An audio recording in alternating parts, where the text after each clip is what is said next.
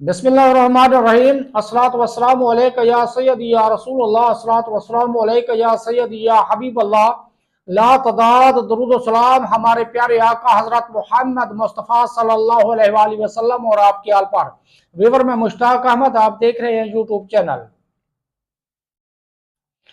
ہمارا طب نبوی کا پروگرام، آج ہم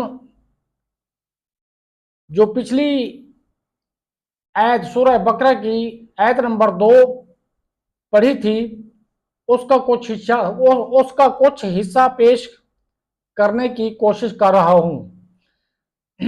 بسم اللہ الرحمن الرحیم۔ ہدی للمتقین، ہدی للمتقین، ڈرنے والوں کے لیے ہدایت ہے۔ آیت کے اس حصے میں قرآن مجید کا ایک اور وصف بیان کیا گیا ہے۔ یہ کتاب ان تمام لوگوں کو حق کی طرف ہدایت دیتی ہے جو اللہ تعالیٰ سے ڈرتے ہیں، اور جو لوگ نہیں ڈرتے انہیں قرآن پاک سے ہدایت حاصل نہیں ہوتی۔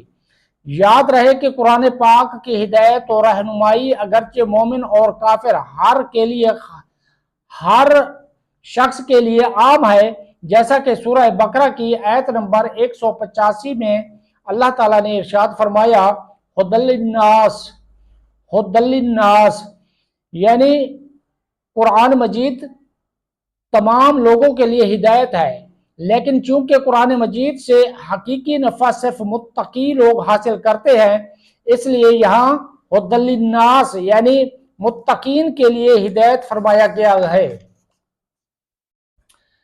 تقوی کا معنی، تقوی کا معنی ہے نفس کو خوف کی چیز سے بچانا، نفس کو خوف کی چیز سے بچانا، اور شریعت کی اصطلاح میں تقوی کا معنی یہ ہے کہ نفس کو ہر اس کام سے بچانا جسے کرنے یا نہ کرنے سے کوئی شخص عذاب کا مستحق ہو، جیسے کفر و شرک، کبیرہ گناہوں، بے حیائی کے کاموں سے اپنے آپ کو بچانا، حرام چیزوں کو چھوڑ دینا اور فرائض کو ادا کرنا وغیرہ وغیرہ۔